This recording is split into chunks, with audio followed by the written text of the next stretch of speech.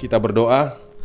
Kami mengucap syukur ya Tuhan atas rahmat-Mu serta berkat-Mu yang sungguh luar biasa yang kami alami sampai hari ini. Itu semua hanya karena kemurahan-Mu, sehingga kami dapat Tuhan melihat dan merasakan bagaimana kebesaran-Mu yang sungguh luar biasa dalam kehidupan kami. Tuhan, biarlah kami dapat mengucap syukur dan dapat mengalami segala kebaikan-Mu lewat firman-Mu yang akan menyapa kami, di mana kami akan mengawali segala aktivitas kami. Dan biarlah Tuhan firman-Mu ini menjadi pedoman yang teguh bagi kami, untuk menolong kami, menuntun kami ke dalam jalan kehendak-Mu. Ini doa kami, hanya di dalam nama anak-Mu Yesus Kristus Tuhan kami berdoa. Amin. Shalom Bapak Ibu Saudara yang terkasih. Firman Tuhan yang akan menyapa kita pada hari ini diambil dari kitab Lukas pasal yang ke-10 ayat yang ke-39. Saya akan baca dan beginilah firman Tuhan.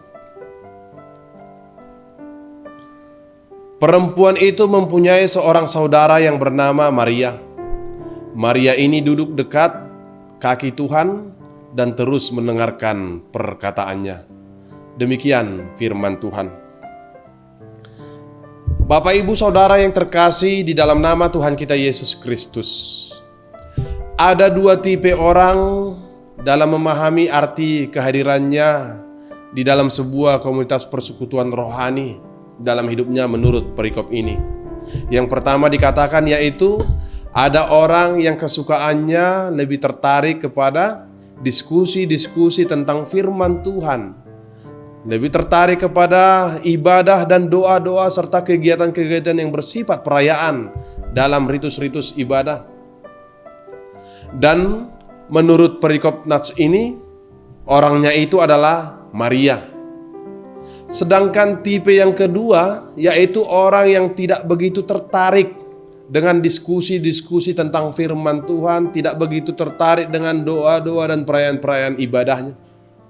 Melainkan dia lebih tertarik untuk terjun kepada hal-hal yang bersifat aktivis, di mana dia mau mempersiapkan makanan, mau mengangkat dan menyusun kursi, menyediakan tempat, bekerja di lapangan, dan yang mengatur serta yang bertanggung jawab kepada semua fasilitas dan semua kebutuhan-kebutuhan lainnya yang ada di dalam semua kegiatan-kegiatan ibadah. Dan orang yang dimaksud itu menurut perikop nats ini adalah Marta, saudara Maria. Bapak Ibu Saudara yang terkasih, kedua hal ini adalah sangat berbeda, namun sama-sama penting. Kedua tipe ini adalah sangat berguna, namun sangat berbeda. Keduanya tidak akan dapat berjalan jika melakukan hanya dari salah satunya. Tidak ada gunanya jika kita hanya rajin berdoa dan beribadah dan rajin berdiskusi mendalami tentang firman Tuhan sampai jauh entah kemana, jika kita tidak mau bersedia untuk terjun dalam tindakan perbuatan dalam rangka mendukung semua kebutuhan yang ada di dalam setiap kegiatan-kegiatan pelayanan yang sedang kita kerjakan. Dan tidak ada juga gunanya jika kita maunya hanya berlelah-lelah, kelihatan letih mengerjakan mempersiapkan dana dan fasilitas, kesiapan-kesiapan dalam setiap kegiatan-kegiatan ibadah dan perayaan-perayaan yang kita sudah rancangkan, jika kita masih tetap enggan dan tidak mau berdoa, tidak mau beribadah, tidak mau mendengarkan firman Tuhan, dan tidak tertarik untuk mendalami firman Tuhan di dalam persekutuan komunitas rohani kita. Bapak Ibu Saudara yang terkasih, lewat firman Tuhan yang menyapa kita hari ini dikatakan bahwa Marta lebih mengutamakan mempersiapkan soal makanan dan minuman bagi tamunya dan senang sibuk di dapur. Sedangkan Maria lebih mengutamakan duduk bersama dan mendengarkan perkataan Yesus. Namun menurut perikop nats ini dikatakan bahwa Tuhan Yesus tidak melarang dan tidak memerintahkan Maria untuk pergi membantu Marta, sekalipun kesannya seolah-olah Maria seperti si raja tega yang tidak peduli kepada Marta yang bekerja sendiri di dapur untuk mempersiapkan semua bagi tamunya. Hal itu diketahui oleh Yesus karena Yesus tahu bahwa Maria telah memilih bagiannya yang paling utama. Maria menggunakan waktu dan kesempatan dalam perjumpaannya dengan Yesus dengan duduk dan mendengarkan segala perkataannya melalui firman-Nya.